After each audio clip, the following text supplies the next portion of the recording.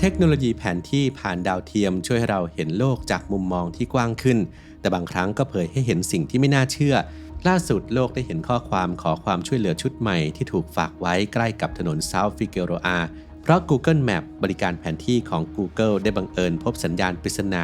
ซึ่งอาจจะเป็นเสียงร้องเงียบๆของผู้ที่ต้องการความช่วยเหลือหรืออาจจะเป็นคำเตือนเกี่ยวกับอาชญากรรมที่ถูกปกปิดมานานก็ได้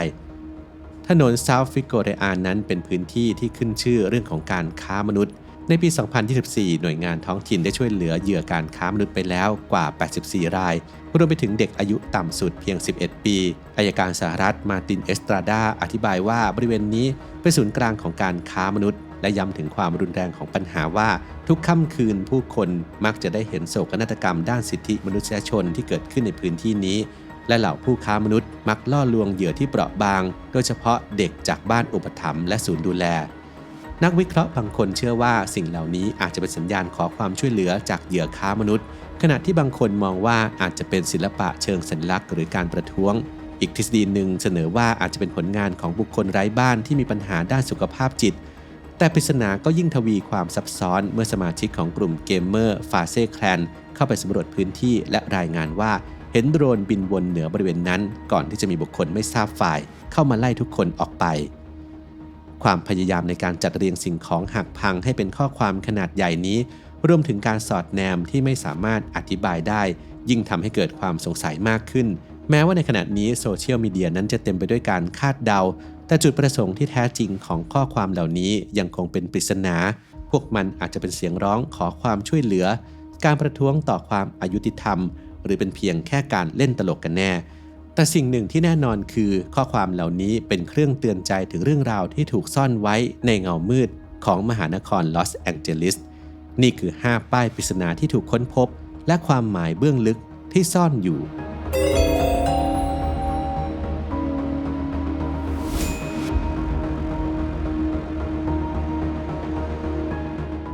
1. Help คำร้องขอที่ตรงไปตรงมาที่สุดคำว่า Help หรือช่วยด้วยเป็นสัญญาณขอความช่วยเหลือที่ชัดเจนที่สุดและเป็นคำที่มนุษย์ทุกคนเข้าใจได้ในทันทีการปรากฏของคำนี้บน Google Maps สื่อถึงความเร่งด่วนและสถานการณ์ที่อาจเป็นอันตรายอย่างยิ่งที่ผ่านมา Help เคยถูกใช้เป็นสัญญาณขอความช่วยเหลือในหลายเหตุการณ์เช่นการส่ง SOS ทางอากาศหรือนักเดินทางที่ติดอยู่ในป่าและต้องเขียนมันลงบนพื้นเพื่อให้เครื่องบินกู้ภัยมองเห็น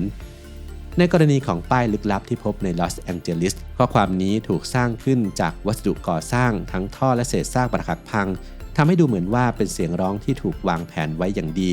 ดังนั้นการใช้คำว่า help ในพื้นที่ที่เป็นศูนย์กลางของการค้ามนุษย์อาจจะหมายถึงเหยื่อที่พยายามสื่อสารกับโลกภายนอกหรือเป็นข้อความเตือนถึงอาชญากรรมที่เกิดขึ้นโดยไม่มีใครเหลียวแล 2. Trafico คำที่สะท้อนความจริงอันโหดร้ายคำว่า Trafico มีความหมายว่าการค้ามนุษย์หรือการขนส่งผิดกฎหมายในภาษาสเปนคำนี้ถือเป็นอีกหนึ่งข้อความที่สร้างความสะเทือนใจเนื่องจากพื้นที่ที่พบข้อความนี้ใกล้กับเขตที่ขึ้นชื่อเรื่องการค้ามนุษย์ทางเพศอย่างที่บอกไว้ตอนต้นลอสแองเจลิสถูกร่ำลือว่าเป็นศูนย์กลางของการค้ามนุษย์ในสหรัฐและถนนซาท์ฟิโกเรอาก็เป็นจุดที่มีผู้หญิงและเด็กจำนวนมากถูกบังคับให้ขายบริการอย่างไรก็ตามการเลือกใช้ภาษาสเปนนั้นอาจจะสะท้อนถึงกลุ่มเหยื่อหลักที่มักเป็นผู้อพยพจากลาตินอเมริกาที่ถูกหลอกลวงและบังคับให้เข้าสู่วงจรอาชญากรรมรวมไปถึงอาจจะเป็นเสียงสะท้อนของเหยื่อที่กำลังประท้วงเพื่อบอกให้โลกรู้ว่ามีสิ่งเลวร้ายเกิดขึ้นในพื้นที่นี้ 3. LAPD ตำรวจที่อาจจะเป็นความหวังหรือภัยคุกคามคำว่า LAPD ย่อมาจาก Los Angeles Police Department หรือกรมตำรวจลอสแองเจลิสตัวอักษร4ตัวชุดนี้ถูกพบในบริเวณเดียวกันกับป้ายขอความช่วยเหลืออื่นๆทำให้เกิดคำถามว่านี่เป็นคำร้องขอให้ตำรวจเข้ามาช่วยหรือเป็นการกล่าวหาว่าตำรวจกำลังมีส่วนเกี่ยวข้องกับปัญหาถ้าถามว่าทำไมต้องเป็น LAPD เพราะในอดีต LAPD นั้นถูกวิพากษ์วิจารณ์ในเรื่องของการจัดการคดีการค้ามนุษย์ที่ล่าช้าและการทุจริตภายในองค์กรซึ่งอาจจะเป็นไปได้ว่าผู้ที่สร้างข้อความนี้ต้องการให้ตำรวจเข้าไปจัดการปัญหาหรืออาจจะเป็นการแฉว่าตำรวจเองก็เป็นส่วนหนึ่งของปัญหาก็ได้นัยยะที่ซ่อนเร้นของป้ายขอความช่วยเหลือปริศนานี้ คือการส่งเสียงเตือนให้สังคมตั้งคำถามกับบทบาทของผู้รักษากฎหมายในคดีค้ามนุษย์เพราะอาจจะมีผู้ที่เคยขอความช่วยเหลือจากตำรวจแต่ไม่ได้รับการตอบสนอง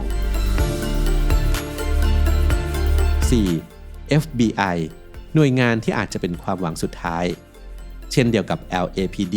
คำว่า FBI ที่ย่อมาจาก Federal Bureau of Investigation หรือสำนักงานสอบสวนกลางของสหรัฐก็ถูกเขียนขึ้นบนพื้นดินในบริเวณใกล้กันแน่นอนว่าป้ายนี้อาจจะเป็นการเรียกร้องให้หน่วยงานระดับประเทศเข้ามาตรวจสอบและให้ความเป็นธรรมเหตุที่ FBI ถูกเลือกขึ้นมาคือ FBI มีหน่วยเฉพาะกิจสำหรับสืบสวนคดีค้ามนุษย์และบังคับใช้กฎหมายข้ามรัฐได้อย่างไรก็ตามการเลือกใช้คำนี้อาจหมายถึงความสิ้นหวังของผู้ที่รู้สึกว่าตำรวจท้องถิ่นไม่สามารถช่วยเหลือได้ 5. SOS สัญญาณสากลของคนที่ต้องการความช่วยเหลือแม้ว่าข้อความนี้จะยังไม่ถูกค้นพบในเคสของลอสแองเจลิสโดยตรงแต่เราขอแถมให้อีกป้ายคือ SOS เพราะนี่เป็นหนึ่งในสัญลักษณ์ที่มักใช้มากที่สุดในการส่งสัญญาณขอความช่วยเหลือทั่วโลกซึ่งจะมีโอกาสตีความผิดพลาดน้อยมาก SOS นั้นเป็นรหัสมอร์สที่ใช้ในสถานการณ์ฉุกเฉินทางทะเลและการสื่อสารสากลและในอดีตมีผู้รอดชีวิตจากเหตุเครื่องบินตกและภัยพิบัติที่สามารถส่งสัญญาณนี้และได้รับการช่วยเหลือมาแล้วดังนั้นหากมีใครต้องการส่งสัญญาณขอความช่วยเหลือแบบเงียบๆไปยังผู้ที่อาจมองเห็นคำว่า SOS ก็เป็นหนึ่งในคำที่ควรเลือกมาใช้เพื่อสื่อสารแบบชัดเจน